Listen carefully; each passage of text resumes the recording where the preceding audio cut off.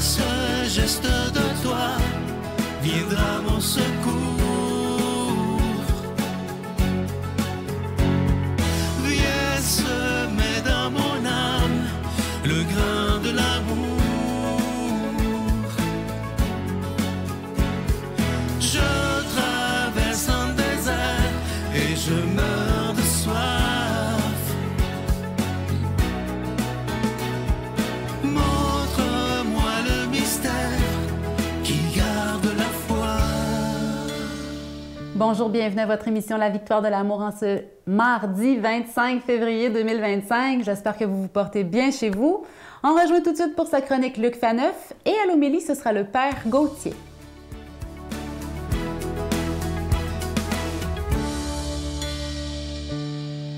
Bonjour, merci d'être là. J'espère que vous avez pris votre café ce matin. Notre question à la fois, elle est redoutable.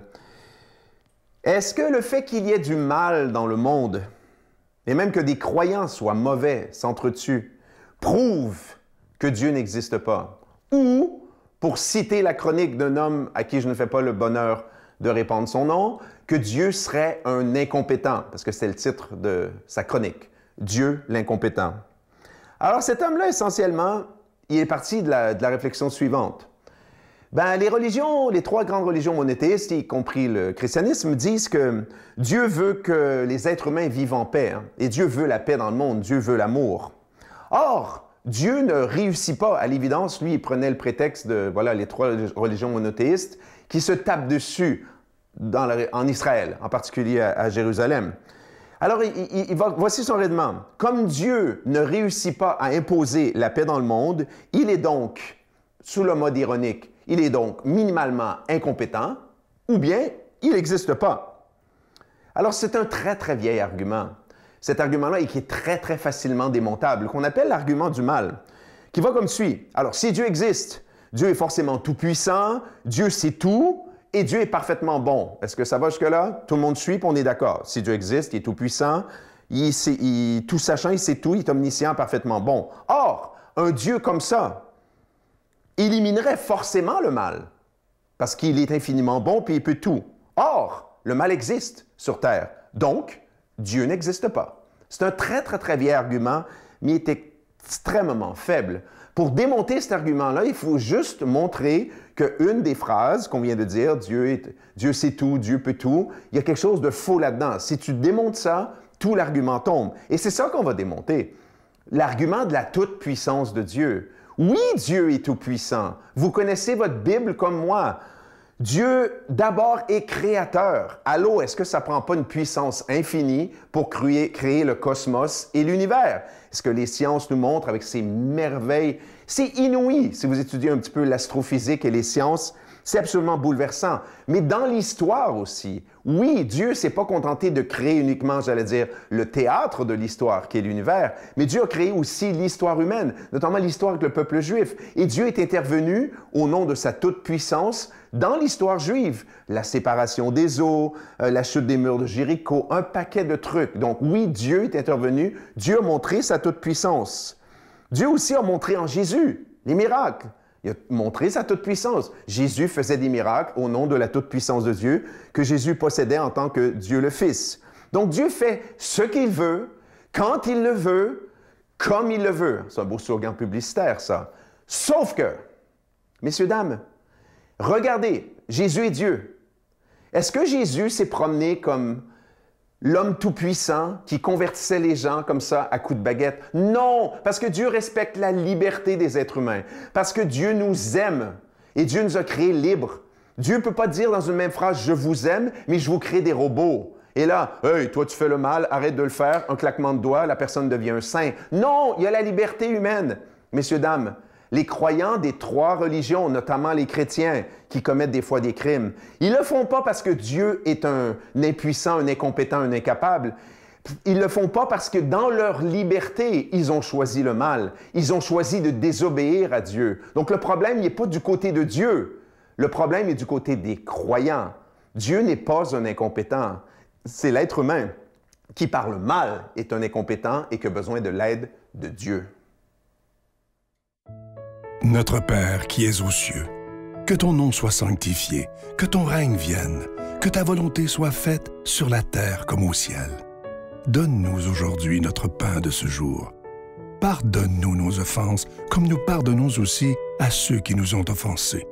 Et ne nous laisse pas entrer en tentation, mais délivre-nous du mal, car c'est à toi qu'appartiennent le règne, la puissance et la gloire pour les siècles des siècles. Amen. La Victoire de l'amour vous invite à célébrer 30 ans d'amour au Centre Vidéotron de Québec, le 24 mai 2025, de 13h à 17h. Avec Mélissa Bédard, Patrick Normand, Nathalie Laure, Guylaine Tanguay et la présence exceptionnelle de Michel Thor. Témoignages et conférences avec Sœur Angèle, Dominique Bertrand, David Bernard, Christine Michaud, Martin Larocque, Claire Jacques, Victor et l'équipe de la Victoire de l'amour. Billets en vente maintenant sur lavictoiredelamour.org.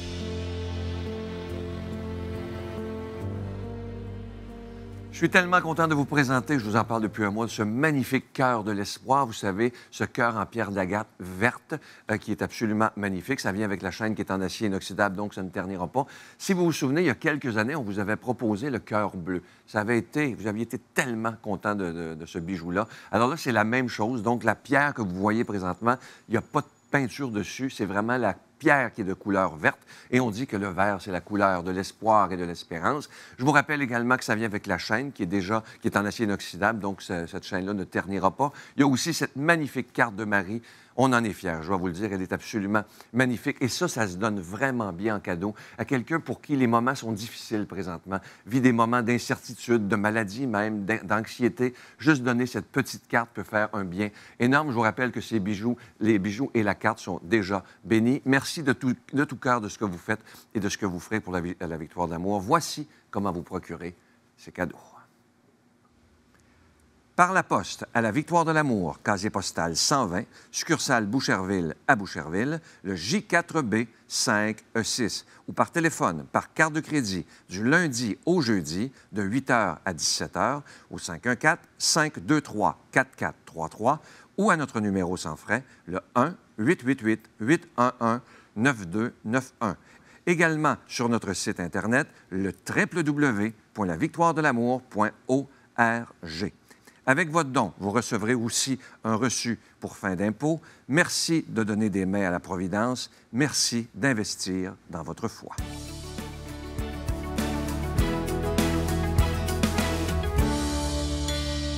Mon Dieu, donnez-moi la sérénité d'accepter les choses que je ne peux changer, le courage de changer les choses que je peux et la sagesse d'en connaître la différence. Amen.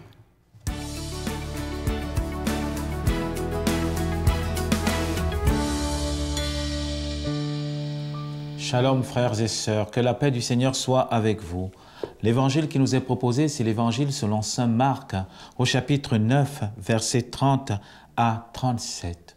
Dans ce passage, c'est la deuxième annonce de la passion du Seigneur.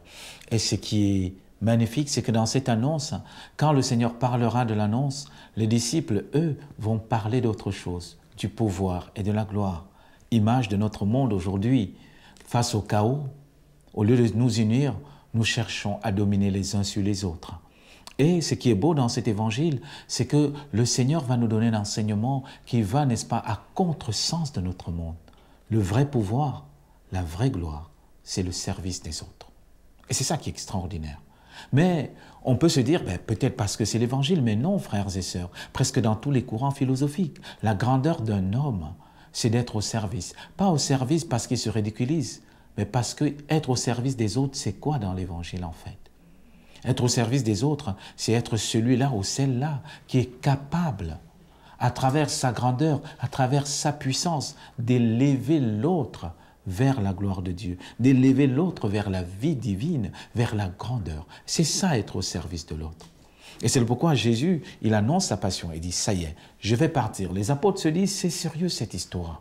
Mais qu'est-ce qu'ils font? Ils sont en train de discuter qui est le plus grand. Et voilà, frères et sœurs. Et le Seigneur profite, n'est-ce pas, de ce moment pour les enseigner, pour leur dire que la véritable grandeur dans notre vie, c'est le service. C'est de donner sa vie pour ceux qu'on aime. Comme père de famille, on le découvre déjà comme père de famille. La grandeur d'un père de famille, c'est sa vie donnée pour son épouse et ses enfants. C'est ça la grandeur d'un père de famille. Est-ce que parce que je sers mon épouse et mes enfants, je ne suis pas quelqu'un de puissant? Est-ce que parce que je donne ma vie pour ma famille, je ne suis pas puissant? Au contraire. Au contraire, c'est dans ce service que s'installe même ma grandeur comme homme, comme père de famille. C'est la même chose pour le prêtre dans la paroisse. Quelle est la grandeur d'un prêtre de paroisse? Est-ce de gérer et de vivre comme un boss? Non. La grandeur d'un prêtre dans une paroisse, c'est de servir. C'est d'être celui-là qui essuie les pieds de ses frères et sœurs. Attention, parce que parfois nous confondons le service, n'est-ce pas, à nous rabaisser ou alors à perdre tout leadership. Ce n'est pas ça le service. Le véritable service, c'est dans notre leadership, dans notre capacité de gouverner, de commander, permettre à chacun de s'épanouir. C'est la même chose dans une famille. Une mère de famille, un père de famille, face à leurs enfants, gouverne en ayant le leadership. Ce n'est pas, n'est-ce pas, en refusant cette autorité ou alors simplement en fuyant cette autorité qu'on va avoir le leadership. Et c'est ça dans l'Évangile. Jésus nous apprend que la vraie grandeur d'un homme et d'une femme, c'est dans le service. Mais il va plus loin, c'est dans l'accueil de la fragilité de l'autre. C'est en accueillant le plus petit, le plus faible. C'est là où passe notre grandeur, frères et sœurs. Or, Dieu seul sait comment nous sommes entourés aujourd'hui dans notre monde des faibles et des pauvres. Et comment parfois dans notre monde, quel que soit notre travail, nous avons une certaine autorité. Alors la question nous est posée, comment allons-nous gérer cette autorité? Si je suis, n'est-ce pas, chef d'entreprise, comment je gère cette autorité face à mes employés? Si je suis chef d'un service, comment je vis cette autorité par rapport aux autres? Est-ce que chacun à ma présence se sent aimé, se sent valorisé, se sent élevé? Ou alors, face à ma présence, il préfère se taire parce que je domine et je dirige comme un maître? Voilà la question qui nous est posée. Mais encore, allons plus loin, frères et sœurs, parce que cet évangile est magnifique. Vous voyez, cet évangile nous prouve que parfois, face à la douleur, face au mal, au lieu d'invoquer l'Esprit Saint, au lieu de demander le Christ, nous voulons agir comme celui-là qui domine. Mais c'est très révélateur. Quand tout autour de nous, nous avons quelqu'un qui veut toujours imposer l'autorité, qui veut toujours imposer sa domination, c'est peut-être parce que lui ou elle est blessé profondément et qu'il cherche la rédemption. Il cherche cette paix intérieure. Alors c'est une occasion pour vous et moi, frères et sœurs, de prier pour tous ceux qui ont une autorité, pour tous ceux qui dirigent, mais aussi de demander la grâce au Seigneur, que nous puissions vivre notre autorité comme des serviteurs, que dans notre service, dans notre manière d'être, que toutes les personnes qui nous entourent redécouvrent la grâce et l'amour de Dieu. Alors aujourd'hui, que le Dieu qui nous aime tant, le Dieu qui nous accompagne, vous bénisse, vous protège et vous garde. Au nom du Père, et du Fils et du Saint-Esprit. Amen. Je vous salue Marie, pleine de grâce. Le Seigneur est avec vous. Vous êtes bénie entre toutes les femmes, et Jésus, le fruit de vos entrailles, est béni. Sainte Marie, Mère de Dieu, priez pour nous pécheurs, maintenant et à l'heure de notre mort. Amen.